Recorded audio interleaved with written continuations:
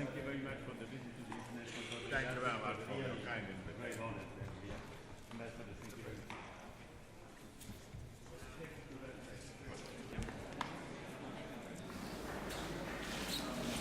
I want to represent you and the Palace of Peace with a replica of our first temple, menorah, which the priest wrote. And the slogan there was a menorah that represents tolerance and union. I think it fits. It fits very well. Spirit. Yes, absolutely. Mr. President, thank you very much. Beautiful present.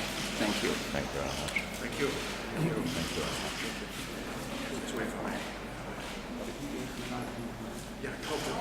Shall I introduce you briefly? Sure.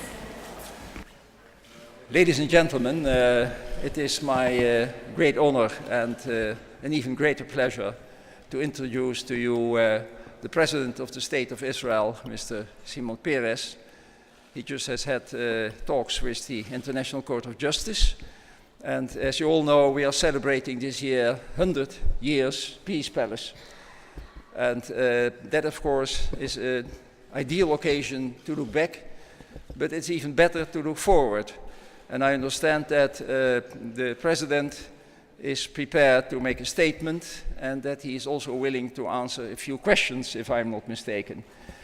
Once again, Mr. President, I also want to thank you for the beautiful present you just have handed over, and I'm sure it will find a very nice place here in the Peace Palace. Thank you very much. Thank you very much. For me, this visit is of a moving nature. I hope very soon we should be able maybe to make a use of the Palace of Peace. As you know, we just started or renewed our negotiations with the Palestinian people. I do believe the chances are great and good. I think the parties are serious.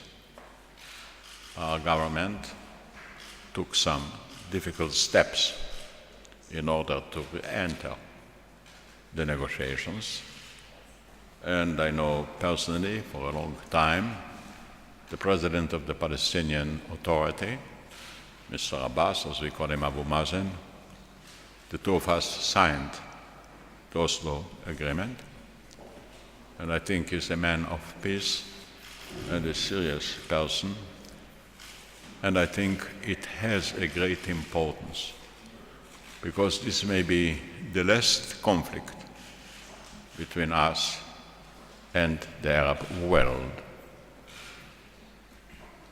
The Middle East, in general, didn't reach yet tranquility. We are at a time of a watershed. Listening to the speeches at the United Nations, one can see clearly that there is a new tone arriving to our region.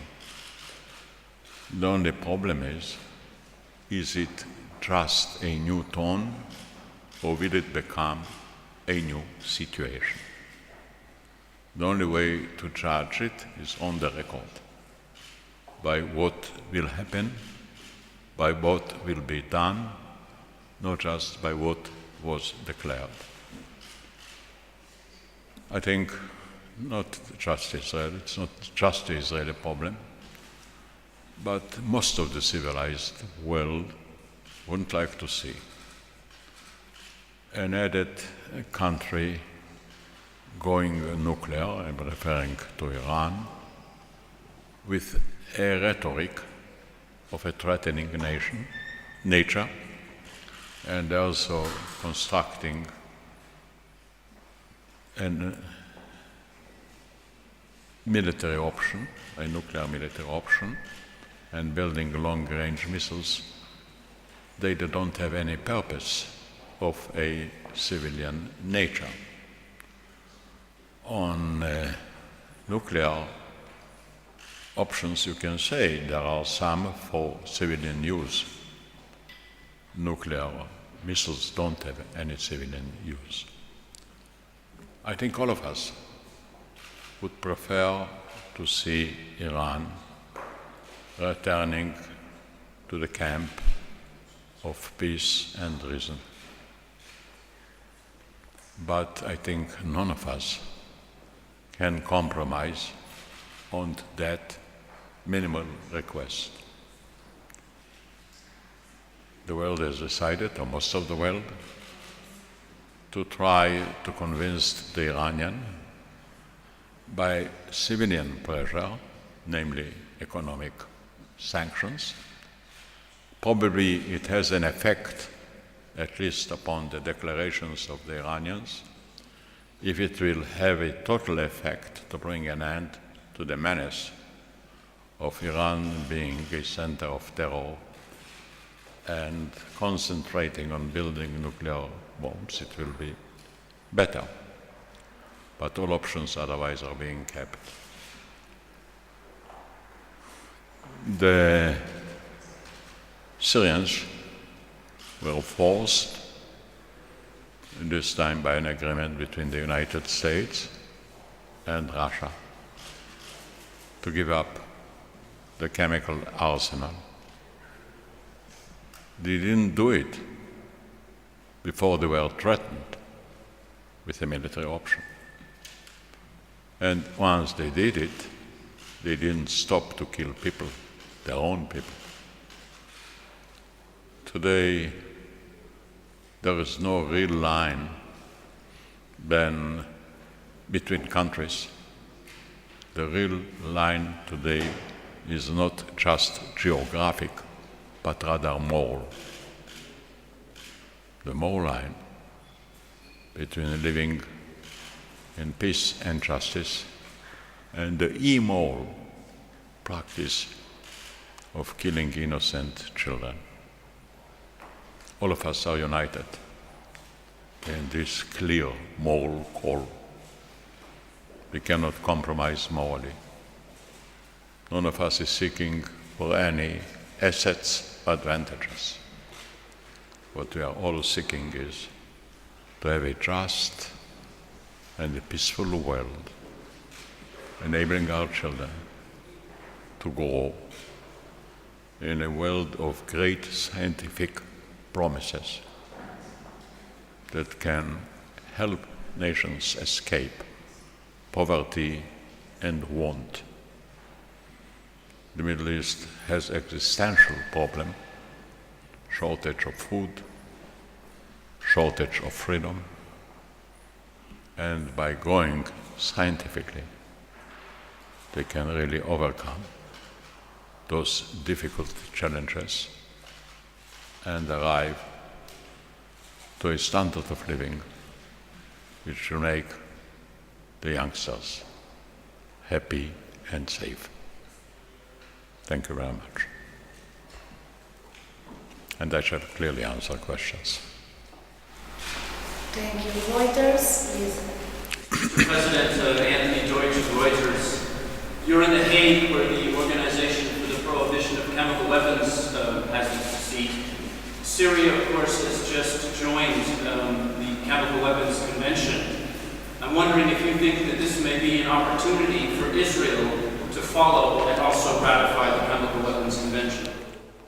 I think the Security Council announced that they call upon all nations to do so, and I'm sure that Israel will consider that call.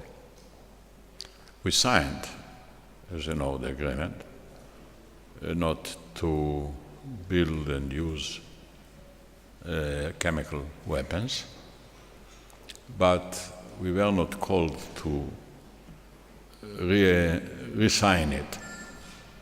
But anyway, just yesterday, this was a new resolution of the United Nations, and I'm sure that our government will consider it very seriously. We all heard the Iranian president's speech at the United Nations, and our prime minister called it hypocritical and senator. You said it was full of hypocrisy. What do you think? Well, I think this is just one quotation. I think the Prime Minister said that the speech will be judged by deeds. And I think there is anonymity all over the places that the speech is a nice speech, but its value and verification will be judged by the deeds that will follow them. And I think on that there is more or less a general agreement. Because if there would be just a speech, it would be easier to judge. But while the president of Iran was delivering his very impressive speech, a day or two before, he delivered a speech between the revolutionary, it's called Guard. The Revolutionary Guard was built to spread terror. Furthermore, they have demonstrated before the president long-range missiles, which don't have any explanation but to put on their head nuclear heads. So we watched the two phenomena, and obviously it's a contradiction. One of the two must convince that this is the right one. The Revolutionary Guard and long-range missiles, or the speech of the United Nations. I do hope that the facts will justify the hopes of many to see a different Iran. But finally we can judge only by the facts and by the deeds. כבוד הנשיא, אם אפשר את ההתייחסות שלך לנאום של נשיא איראן בעברית בקצרה, תודה. הנה הנשיא של איראן נשא נאום מרשים בפני האומות המאוחדות. הצרה היא שהנאום הזה ותוכנו עומד בניגוד למציאות האיראנית. שכן יומיים לפני זה הנשיא נאם בפני משמרות המהפכה, כפי שהם קוראים לזה, וקודם כל צריך לזכור שהתפקיד של משמרות המהפכה זה להפיץ טרור ולהפיץ פחד. יתר על כן, המשמרות הפגינו בפני הנשיא טילים ארוכי טווח. טילים ארוכי טווח הם רק טילים הנושאים ראש גרעיני, ומה שראינו ומה ששמענו מעורר תמיהה ובעיה. כשאני שואל את עצמי מהי הדרך הנכונה לשפוט, זה לא בנאומים. באומות המאוחדות זה לא תחרות של נאומים. הדרך היחידה לשפוט זה במעשים. למעשה אני חושב שהנאומים לא היו מושמעים לולא הסנקציות הכלכליות. אינני יודע אם בכוח הסנקציות הכלכליות גם לשנות את העובדות. אבל אני יודע שאם הם לא ישנו את העובדות, לנאומים אין הרבה ערך, אין ערך בכלל. זו הדרך הנכונה לשפוט מה שיקרה, זה לפי העובדות ולפי המעשים, ולפי זה אני חושב, כל העולם, גם אנחנו, נשפוט אם חל שינוי באיראן, אם לאו. How can the relations between Israel and the Court of Justice be improved so that the sense of bias against Israel, but sometimes linked in Israel, can go away? Well, I do believe that the actual relations are very, good. No problem whatsoever. I think our Supreme Court, which is a totally independent court, from time to time, as you know, our government is not very happy with the verdicts of the court, I think gained trust in the International Court of Justice, and I think Israel too, respect, in fact, the judgments and the advice of the International Court.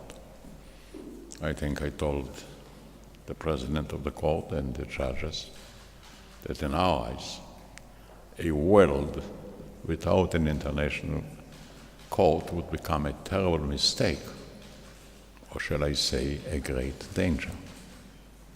So Israel is totally supportive of the court, of its purpose, of its judgment.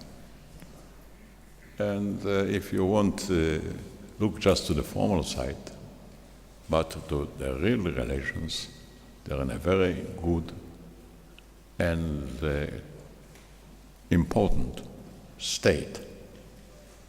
And I think this is the mutual feelings between our courts who are in charge of our justice.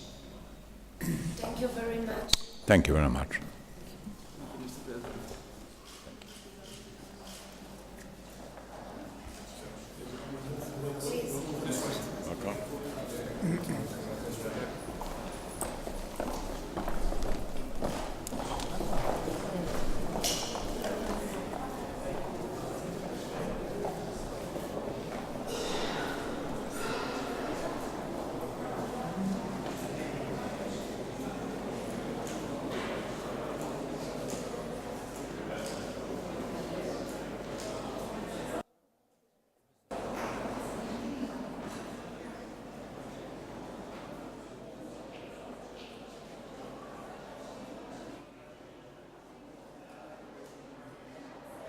Gifted door de sur l'empereur de Russie par de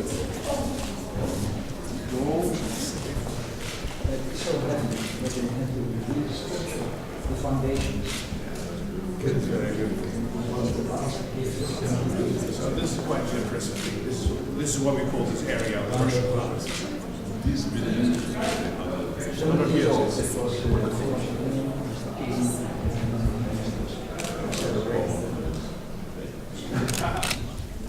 What's in your brief, but I hope the Permanent Court of Arbitration is in it. It's an anti-governmental organization which refers to arbitral tribunals, disputes between the states, but also between investors and the states. Where many arbitrations are being organized. So this is what we call the small court. You saw the other one. It shows the lady is the peace, and she has conquered the warrior who is lying on his belly. And there are all sorts of virtues around the peace. If the scale was balanced, all the results. We were confronted with that. Just how, if you could look up from here, maybe stand a bit more back. I see again. Yeah. And what is written in the heart of it? I don't know. It is the David Star, but it must be an old emblem, because this was done in the building period, 1907, 1913. And that's part of the architect's... Part of the architect's work, yes, and it's an unexpected element related to your culture. I hope you'll keep it intact. We'll keep it in good shape. Good. Thank you. Where is Jeroen? The centenary book of the Peace Palace, the building of peace. That gives you the complete story of a centenary. It's converted house in this building. Israel, of course. We have an organization which is called the Paris Center. It's the United Nations, there's a very precious collection, but also a gold collection. And in the York collection we have got a lot of Hugo Grotius books, and he has asked me to give this book of him a Nictovia, and it's a pleasure to me. Can all go in the collection. We have quite a number of events Yeah, we heard that. Yes. We were in the church. Come and teach me. And sure, there was